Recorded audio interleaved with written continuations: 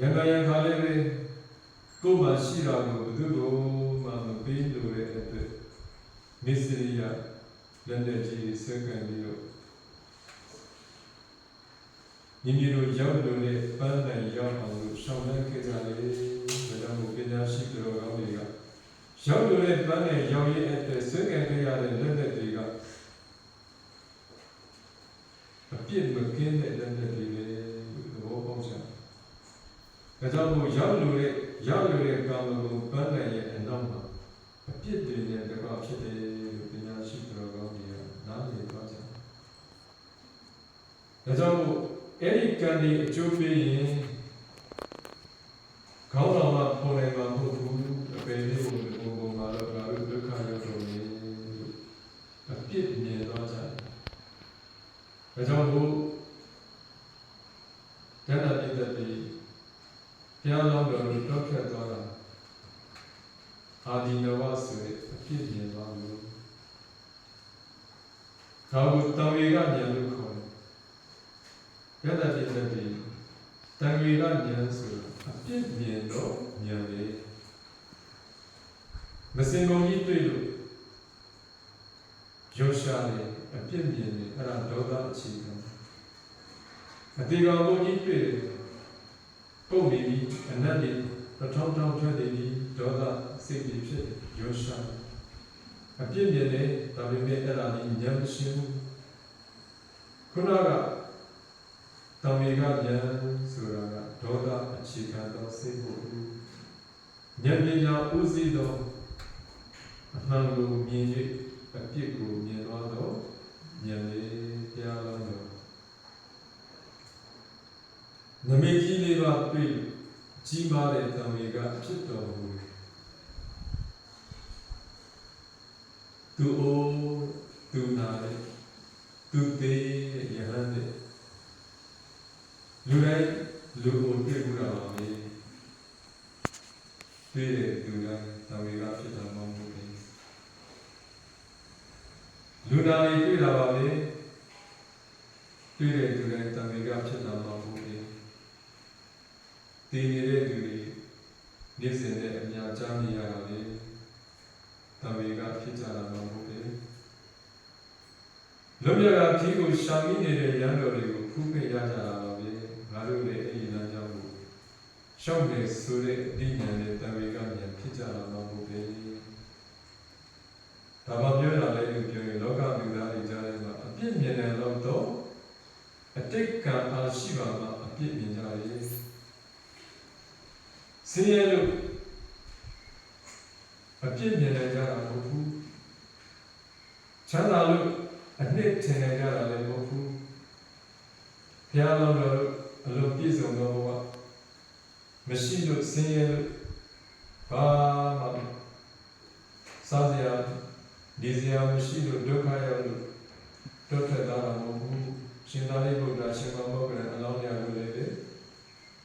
ဒုက္ခတွေရောက်နေလို့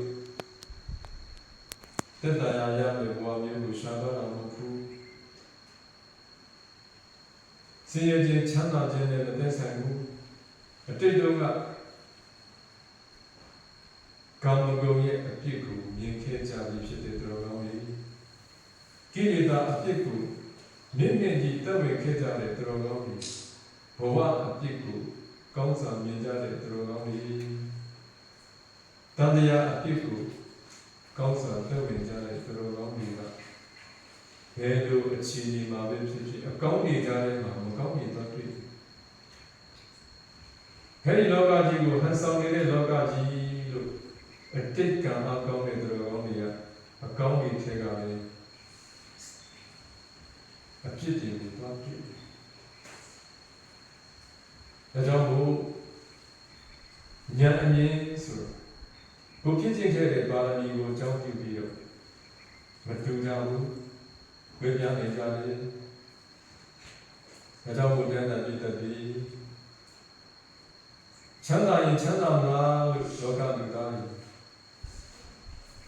မျောလင့်ချက်ဖြင့်ချမ်းသာအောင်ကြိုးစားကြဘာဖြစ်လို့လဲကာမဂုဏ်နဲ့တာယာဝယ်ကိုမြင်လို့ချမ်းသာတော့လေမချမ်းသာကြပါဘူးအောင်မြင်ရင် ကျေနပ်မလားအောင်မြင်တော့လေမကျေနပ်နေကြဘူး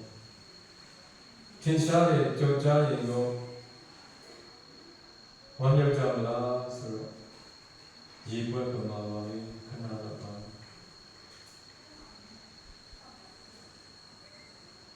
ချမ်းသာလည်းမချမ်းသာဘူးဆင်းရဲလည်းမချမ်းသာဘူးရာလူကြီးလည်းမချမ်းသာဘူးထင်ပေါ်ကြော်ကြားလူသိများလည်းမချမ်းသာဘူးဘာဖြစ်လို့လဲလို့ပြောရင်မချမ်းသာခြင်းကိုဖြစ်စေတဲ့ဆင်းရဲခြင်းကိုဖြစ်စေတဲ့အကြောင်းတရားတွေကိုပိုင်ဆိုင်ထားကြတယ်အဲ့ဒါတွေကိုတော့လောဘရာဂဒေါသမောဟတရားတွေလို့ခေါ်တယ်လောဘရှိနေတဲ့ပုဂ္ဂိုလ်ဘယ်တော့မှချမ်းသာဘူးရာဂတွေရှိနေတဲ့ပုဂ္ဂိုလ်ဘယ်တော့မှချမ်းသာဘူးဒေါသတရားတွေရှိနေတဲ့ပုဂ္ဂိုလ်လည်းဘယ်တော့မှချမ်းသာဘူးမနာလိုမှုဝန်တိုမှုတရားတွေရှိနေတဲ့ပုဂ္ဂိုလ်တွေလည်းမချမ်းသာကြဘူးမောဟတရားတွေရှိနေတဲ့ပုဂ္ဂိုလ်တွေအတွက်လည်းချမ်းသာခြင်းဆိုတာမရနိုင်ဘူးဒါကြောင့်မချမ်းသာခြင်းကိုဖြစ်စေတဲ့အကြောင်းတရားဟာလူမျိုးတိုင်းမှာမိမိရရရှိကြတယ်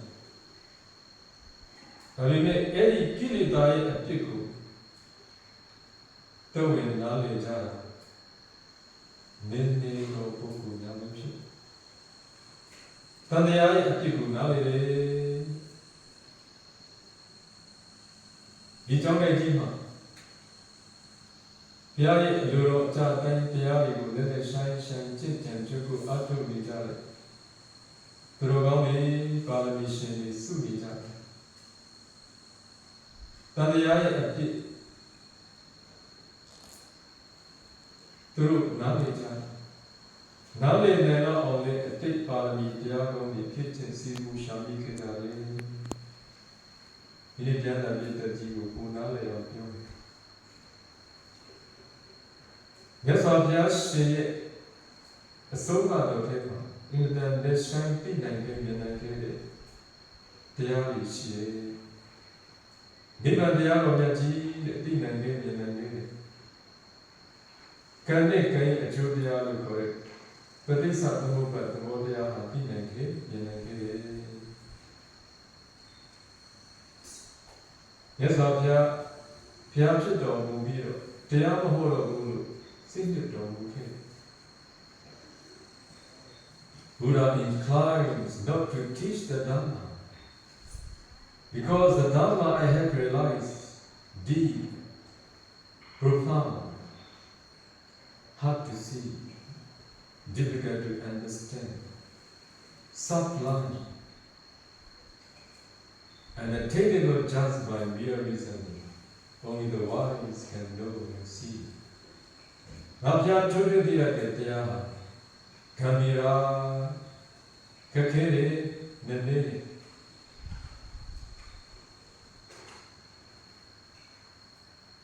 ဒုတတော်ဒုရမေဘောတိနိုင်ခဲ့တယ်မြင်နိုင်ခဲ့တယ်တန်တော်မတိတော့ညီသက်တယ်မုံမြတ်တယ်ဗန္တိတဝေအတ္တကဝစရောအချမ်းသမားတို့ရမှုဗန္တိတဝေဒီယောတကယ်ကျင့်ကြံကြိုးကိုအောက်ထုတ်တဲ့ပညာရှိတွေသာသိနိုင်တဲ့တရားဖြစ်တယ်ဒါကြောင့်ပါဗျာ